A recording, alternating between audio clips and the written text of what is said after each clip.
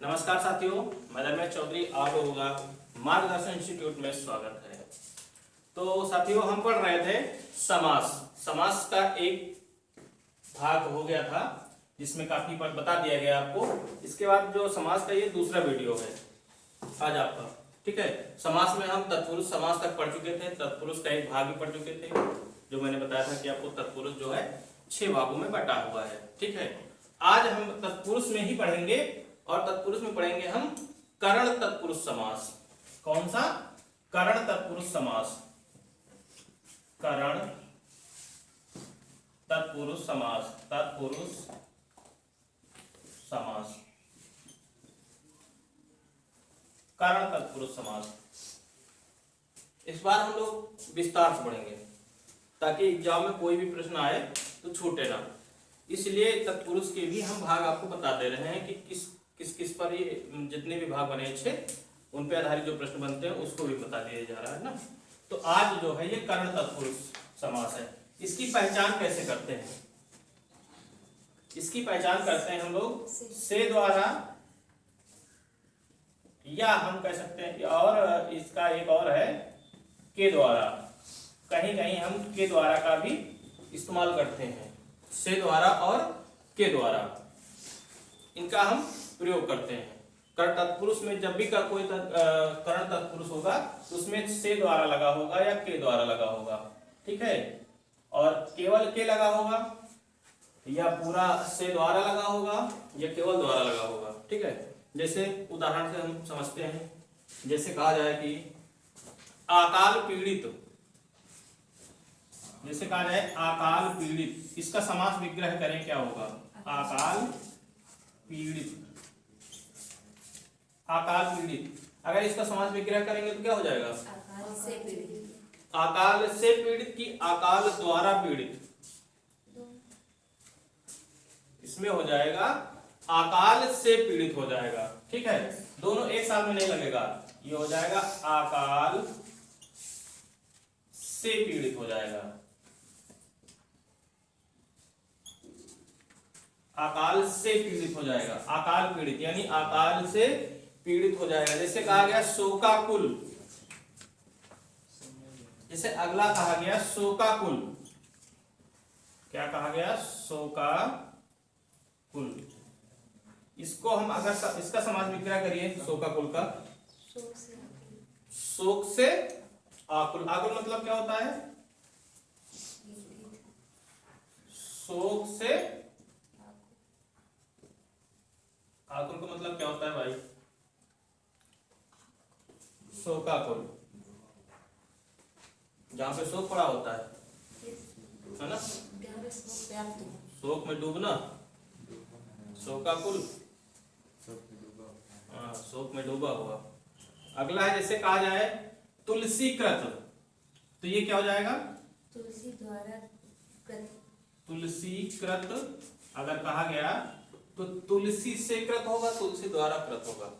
तुलसी द्वारा कृत, तुलसी द्वारा होगा। क्यों? क्योंकि तुलसीदास के द्वारा लिखा गया है ना, तो तुलसी द्वारा कृत ये हो जाएगा। कई बार प्रश्न पेपर में पूछा गया है तुलसी द्वारा कृत। कृत मतलब क्या हुआ? रचना होता है। कृत मतलब होता है रचना। कृत मतलब होता है रचना, यानी तुलसी के द्वारा। के द्वारा भी लगा सकते हैं हम यहाँ, तुलसी के द्वारा का भी इस्तेमाल कर सकते हैं ना, क्योंकि इनके द्वारा रचना की गई है ना। जब किसी के माध्यम से रचना की जाती है तो के द्वारा होता है ना। और इसके बाद अगला है आपका, जैसे कहा जाए आंखों देखी। आंखों देखी, इसका समास विग्रह करेंगे क्या हो जाएगा? आंखों देखी का आंखों के द्वारा कहाँ देखा जाता है? आंखों से देखा जाता है। मैंने तुमको आंखों से देखा है चोरी करते हुए, है ना, पकड़ा है, तो द्वारा कहाँ होगा? है ना, आंखों से चोरी। ओ आंखों देखी, आंखों से देखी, कहते हैं भैया आंखों देखी बात बता रहे हैं, हमें सामने घटना घटी है, हम बैठे खड़े रहे, तब वही घटना घटी, आगे गाड़ी हमको ठोक दी। हम आखिर देखा गलती हमारा नहीं रही। ठीक, जिससे कहा जाए रेल यात्रा, इसमें क्या हो जाएगा? रेल के द्वारा यात्रा, कि रेल से यात्रा होती है। रेल से यात्रा होती है कि रेल के द्वारा यात्रा होती है?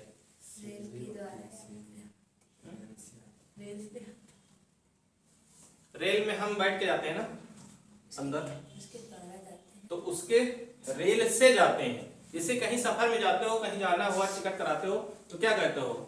भाई रेल से जाना। अब ये तो नहीं कहोगे ना कि रेल के द्वारा जाना है, रेल से जाना है। जैसे कहा गया रेलगाड़ी, रेलगाड़ी क्या हो जाएगा? रेलगाड़ी का नहीं, रेलगाड़ी नहीं, रेल यात्रा है। रेल से यात्रा, हाँ, रेल यात्रा तो क्या हो जाएगा? रेल से यात्रा हो जाएगा। ये रेल से यात्रा। अगर से लगा हुआ तो रूप चिन्ह क्या, रूप चिन्ह से लगा हुआ तो क्या हो जाएगा? करण। लेकिन ये से और भी एक में इस्तेमाल होता है, अपादान, जहां से किसी मूल को अलग करते हैं, है ना? वहां पर भी से, लेकिन वहां पर क्या होता है? अलग, जब एक अर्थ होता है अलग होने का। जैसे कहा गया इसके बाद रोगग्रस्त, रोगग्रस्त। तो रोग से ग्रस्त हो इंसान होगा कि रोग द्वारा ग्रस्त होगा? रोग से ग्रस्त। हाँ, रोग से ग्रस्त हैं हम, रोग से ग्रस्त। द्वारा क्यों नहीं होगा? लेकिन इसका पढ़ा इस तरह का है कि हम दोनों चीज का प्रयोग कर सकते हैं। हाँ भाई, कर सकते हो, बिल्कुल कर सकते हो। रूप चिन्ह क्यों लगाया गया ऊपर? लेकिन अगर शुद्ध रूप में देखा जाएगा तो फिर यही लगाया जाएगा ना। ये इसीलिए तो पूरा दिया गया है। अगर पूरा लगाओगे तो शब्द कैसे कैसा होगा? अजीब होगा। देखो, रोगग्रस्त, रोग से द्वारा ग्रस्त, कैसा लगा? अजीब है। रोग द्वारा ग्रस्त हो जाओ या रोग से ग्रस्त हो जाओ, कोई एक चीज ही लगाना है आपको, है ना? अब रोग से द्वारा ग्रस्त नहीं लगाएंगे हम। ठीक, अगला जैसे कहा गया मुंह मांगा, मुंह मांगा। क्या भाई मुंह मांगी कीमत मांगी, बताओ? मुंह मांगा, मुंह मांगा दहेज दिया गया, है ना? मुंह मांगा दहेज। बुलेट मिली, बलेनो मिली और मिली साइकिल। साथ में 10 बीघा खेत है तो वही का मिला ट्रैक्टर। ठीक, हाँ। मुंह मांगा यानी किससे? मुंह से मांगा, मुंह से मांगा। भाई मांग करोगे किससे मांग करोगे? मुंह से करोगे ना। अगर शर्माओगे तो लिख के दोगे। काफी लोग देते हैं दहेज में, लिस्ट देते हैं ससुराल के लिए, लिस्ट बना के दे देते हैं। और देना भी तो फलाने कंपनी का ही देना, है ना? ऐसे नहीं कहते हैं सीधा सीधा। अगर दे ही रहे तो 4,000 और लगा के किसी अच्छे कंपनी का दे देना। जैसे कहा जाए देह चोर, देह चोर, ये क्या हो जाएगा? देह चोर, देह चोर, देह चोर, देह से चोर, देह से चोर, जो काम नहीं करते हैं, है ना? उनके जिन कहीं है तुम्हारे शरीर से कुछ हो नहीं होते, है ना? तुम्हारे देह से कुछ नहीं हो तो नहीं ना, खाली पड़े रहा दिन भर ऐसे, तो वही हो तो देह चोर हो। तो ये हो गया हमारा करण तत्पुरुष समास का। ठीक है, तो ये वाले हो जाएंगे ना। जब भी आएगा तो से द्वारा या के द्वारा लगा होगा इसमें, इसके बाद हम अगला देखते हैं तत्पुरुष समास का। ये दूसरा था शायद, अब हम देखेंगे तीसरा। ठीक है, तीसरा कौन सा है? संप्रदान। संप्रदान। तीसरा है संप्रदान। संप्रदान में क्या होता है? रूप चिन्ह। संप्रदान में रूप चिन्ह क्या होता है? संप्रदान, संप्रदान में रूप चिन्ह क्या होता है बताइए? संप्रदान के लिए। हाँ, जब हम कोई कार्य किसी दूसरे के लिए करते हैं, है ना, तो इसमें होता है के लिए। जैसे कहा गया पाप पिता ने बच्चों के लिए फल लेके आए। किसके लिए किए हैं काम? बच्चों के लिए किया गया है। जब किसी दूसरे के लिए काम करते हैं तो उसमें के लिए शब्द का प्रयोग करते हैं। ठीक है, संप्रदान तत्पुरुष समास। ठीक है, इसे कहा जाए रसोई घर। बताया गया था ना उस दिन, रसोई घर। रसोई के लिए घर। हाँ, रसोई के लिए घर बनाया गया है। रसोई मतलब खाना बनाने के लिए रसोई घर कहते हैं ना। अब मकान बनता है तो सबसे पहले क्या किया जाता है? सबसे पहले रसोई घर बनाया जाता है, उसके बाद कमरा डिसाइड होता है। रसोई घर किधर रहेगा ये बताओ।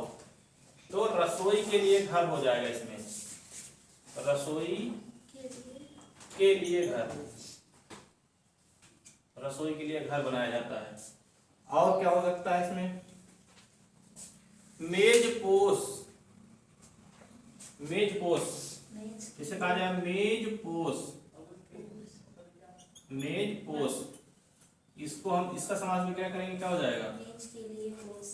मेज के लिए पोस। पोस मतलब क्या होता है? बिछाने वाला जो होता है ना, सुंदर सुंदर डिजाइन वाले मेज पोस बेचने आते हैं ना, तो मेज के लिए पोस। ठीक है, मेज पोस, मेज के लिए पोस हो गया। जैसे कहा जाए देशभक्ति। देश के लिए भक्ति। देश के लिए भक्ति हो जाएगा देशभक्ति। हथकड़ी, हाथ के लिए कड़ी। देशभक्ति एक है आपका, तो ये हो जाएगा देश, देश के लिए भक्ति ना, देश के लिए भक्ति। और भक्ति गलत है ना, सही है। सही है। भक्ति हो जाएगा। चलिए ठीक। अगर इसके बाद कहा जाए हथकड़ी। हथकड़ी तो क्या हो जाएगा? समास विग्रह। हाथ के लिए कड़ी। हाथ के लिए कड़ी। कड़ी मतलब होता है जो बांधने वाला होता है ना, ये हो जाएगा हाथ के लिए कड़ी, है ना। एक कड़ी लगता है दरवाजे में, ये हाथ की कड़ी है, हथकड़ी। हथकड़ी। इसके बाद और क्या हो सकता है? अच्छा, गौशाले का क्या होगा? गौ के लिए साला। गौ के लिए कि गौ के लिए? गौ के लिए। गौ नहीं लिखा जाएगा। गो। जैसे कहा गया गौशाला, तो गो, गो माने होता है गाय। ठीक है, गाय के लिए शाला। शाला मतलब क्या होता है? घर। हाँ, शाला मतलब बैठने का स्थान एक जो बनाया जाता है ना, घर बनाया जाता है उनके लिए, कमरा बनाया जाता है, उसी को बोलते हैं शाला। और यज्ञ वेदी। यज्ञ के लिए वेदी। अच्छा, वेदी मतलब क्या होता है फिर? उसको यज्ञ में जो चढ़ाया जाता है। यज्ञ वेदी, यज्ञ में चढ़ाया जाता है, मतलब ये सर। यज्ञ के लिए वेदी। वेदी मतलब क्या होता है? लकड़ी, सामान, सामान। उसको क्या बोलते हैं? अच्छा, यज्ञ में इस्तेमाल की गई लकड़ी क्या बोलते हैं उसको? समिधा। समिधा। और हवन के लिए प्रयोग किया गया सामग्री क्या कहते हैं उसको? जो लेके आते हो ना, सब डालते हो। हवन के लिए प्रयोग की गई सामग्री लकड़ी को तो समिधा बोलते हैं। क्या बोलते हैं? लकड़ी को हवी बोलते हैं उसको ना, बोलते हैं सर। उसको हवी बोलते हैं। ठीक है, जब हम प्रयोग करते हैं उसमें जौ भी होता है और पता नहीं क्या क्या होता है, उसमें काफी चीजें होती हैं। ये भी मिला के। ठीक। अच्छा, घर खर्च, घर के लिए खर्च, घर खर्च, घर खर्च, तो घर के लिए खर्च हो गया, घर के लिए खर्च। ठीक, घर खर्च हो गया। और रंगमंच, रंग के लिए मंच, रंग के लिए मंच, रंग मतलब नाचना, हाँ, रंग का मतलब होता है मनोरंजन के लिए जो मंच होता है ना, रंगमंच, रंगमंच। ये पेपर में पूछा जा चुका है कई बार। रंगमंच में कौन सा समास पूछा गया था एक बार, और ये पूछा गया था कि रंगमंच तत्पुरुष का कौन सा समास है, तो ये संप्रदान था। रंग के लिए मंच, रंग के लिए मंच, रंग के लिए मंच, इनको नोट कर लीजिए और स्क्रीनशॉट भी ले लीजिए आपको, ताकि आपको दिक्कत ना हो नोट्स बनाने में। चलिए, परीक्षा केंद्र का क्या होगा? परीक्षा के लिए केंद्र, केंद्र का मतलब हाँ, जहाँ पर एग्जाम कराए जाते हैं ना, जिसको हॉल बोलते हैं, एक हॉल कह सकते हैं, और उस शाला भी कह सकते हैं उसको। परीक्षा केंद्र जैसे है परीक्षा केंद्र, ये हो जाएगा परीक्षा के लिए केंद्र ना, परीक्षा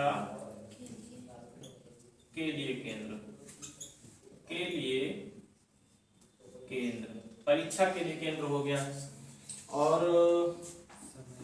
जैसे वृद्धाश्रम कहा जाए, वृद्ध के लिए आश्रम, वृद्धों के लिए होगा या वृद्ध के लिए होगा? वृद्धों के लिए आश्रम, वृद्धों के लिए होगा, क्योंकि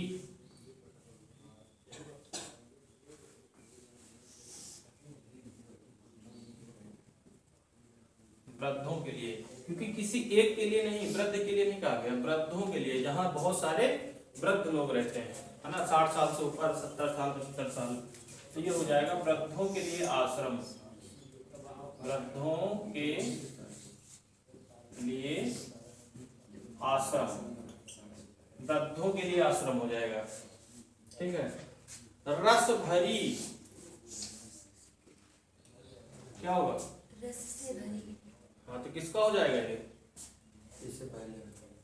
रस से भरी, तो ये हो जाएगा कर्ण तत्पुरुष का।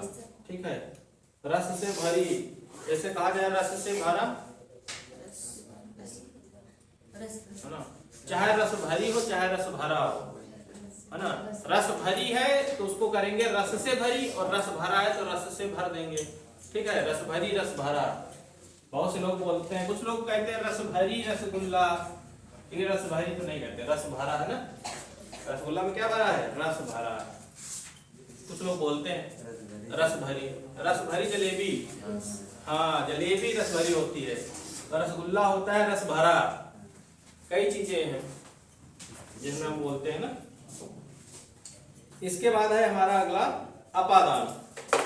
ठीक है, अगला हम पढ़ेंगे अपादान। और अपादान में क्या होता है? अपादान, अपादान, अपादान, इसमें रूप चिन्ह क्या होगा अपादान का? से होगा। ठीक है, अपादान का मतलब होता है किसी मूल रूप से किसी छोटे भाग का अलग होना, उसी को बोलते हैं अपादान। ठीक, जैसे कहा गया कि स्वर्ग पतित, स्वर्ग से पतित, स्वर्ग से पतित, पतित मतलब होता है अलग। अलग हो गया। ठीक है, पतित मतलब अलग, स्वर्ग पतित, स्वर्ग पतित। भाई कोई स्वर्ग में है, अब वो क्या हो गया? स्वर्ग से अलग हो गया, यानी हो गया स्वर्ग से पतित।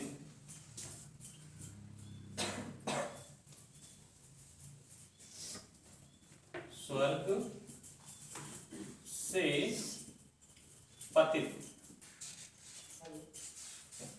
इसमें जब इसको जब हम इसका समास विग्रह करेंगे तो इसका लास्ट शब्द ये कहलाएगा कि वो अलग होना मतलब बताएगा, है ना, रूप अलग होना बताएगा, पतित। और उसमें जो करण वाले में है उसमें अलग नहीं दिखाएगा। और ये वाला जो भी शब्द होगा तुमको जब भी अलग करोगे, समास विग्रह करोगे, इसमें अलग ही दिखाएगा तुमको। जैसे कहा गया धनहीन, धन से हीन, यानी तुम्हारा धन से कोई संबंध नहीं है, धनहीन है आप, धनहीन। तो क्या हो गया, धन से हीन। अब ये ना कहो कि बिना धन के, हीन मतलब गरीब, है ना, क्योंकि तुम्हारे पास धन का कोई भंडारी नहीं है, तुम धन से बिल्कुल अलग हो, धन से बिल्कुल अलग हो। जैसे कहा गया ऋण मुक्त, ऋण से हाँ, पहले हम क्या हुए थे, कर्जदार, कर्ज से मुक्त हो। है ना, पहले हमारे पास कर्जदार थे, हम ऋण चुकाया करते थे, अब हमने उसको पूरा चुका दिया है, तो क्या हुआ, ऋण से मुक्त हो गए हैं, अलग हो गए हैं ना ऋण से, ऋण से मुक्त। जब तक पैसा लिए थे तब तक ऋण दे रहे थे, अब हमने तुमको पूरा चुका दिया है, तो क्या हो गए, ऋण से अलग हो गए, अलग दर्शा रहा है, ये ऋण से मुक्त हो रहा है। ठीक है, जैसे कहा जाए भाग्यहीन, भाग्यहीन, भाग्यहीन क्या हो जाएगा, भाग्य से हीन। पहले तुम्हारे पास क्या था, भाग्य था, अब क्या हुआ, भाग्य से हीन। हीन मतलब क्या हुआ, अलग, यानी तुम भाग्य से अलग हो गए हो, तुम्हारे पास कोई भाग्य वाग्य नहीं है, ऐसे हो तुम। ठीक है,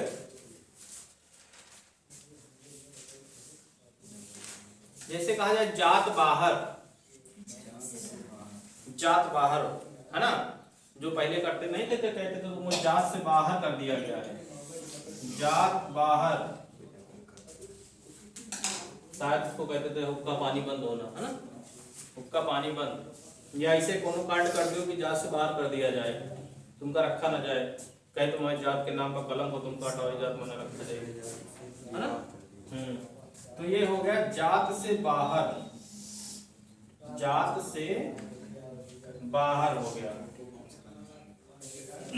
इसके बाद काम चोर, से जी चुराने वाला, काम चोर, ये भी पूछा गया पेपर में, काम चोर, इसका बताइए कोई एकदम बिल्कुल सही से, काम चोर का क्या होगा, बिल्कुल सही बताना है आपको। काम से जी चुराने वाला, काम से चोर नहीं होगा, काम से जी चुराने वाला, हाँ, काम से जी चुराने वाला जो होता है उसको बोलते हैं काम चोर, है ना।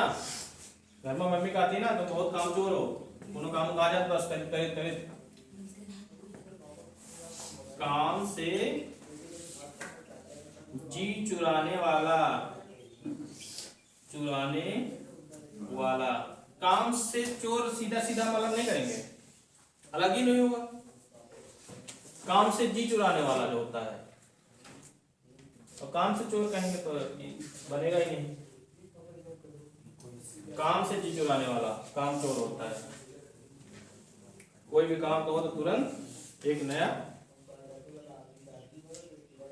अच्छा, भयभीत का क्या होगा, भय से भीत, भय से भीत, भयभीत, भयभीत, ये हो गया भय से भीत, भीत मतलब डरा, डरा हुआ, डरा हुआ, भयभीत। और नेत्रहीन, नेत्र से हीन, नेत्र से हीन, अगर कहा जाए नेत्रहीन, नेत्रहीन तो ये हो जाएगा नेत्र से हीन, से हीन, नेत्रहीन यानी नेत्र से हीन। तो ये हो गया आपका अपदान, अपादान के बाद आपके बचते हैं दो। अपादान के बाद आपके बचते हैं दो। कौन कौन से? इसके बाद कौन कौन से बच्चे हैं? हाँ, इसके बाद आपका बचा है संबंध बचा है और अधिकरण बचा हुआ है ना। ये दोनों बता दिए जाएंगे। और इसके बाद फिर आपका कर्मधारय समास है ना। तो आज के लिए इतना ही रखते हैं। आगे की क्लास कल होगी। और पढ़ते रहिए आप लोग, तो नोट्स भी बनाते रहिए ना। एक अच्छी नोट्स तैयार करिए। इस बार हिंदी की जो है बेहतर तैयारी की जाए, ताकि कितना भी टफ पेपर हो, पेट में जैसे आपकी इस बार पूछा गया था, आप कहीं से भी पूछ ले, है ना। पेपर कहीं से भी पूछे, अंदर से छूटे ना। इसलिए इस बार जो है पूरा विस्तार से पढ़ाया जा रहा है। इसके पहले जो हम आप लोगों को पढ़ा रहे थे तो वो पेपर था लगा हुआ था, तो मिक्स करके जल्दी जल्दी बता दिया गया था सब। इस बार सब अलग अलग बताया जाएगा। चलिए आज की क्लास बस इतनी।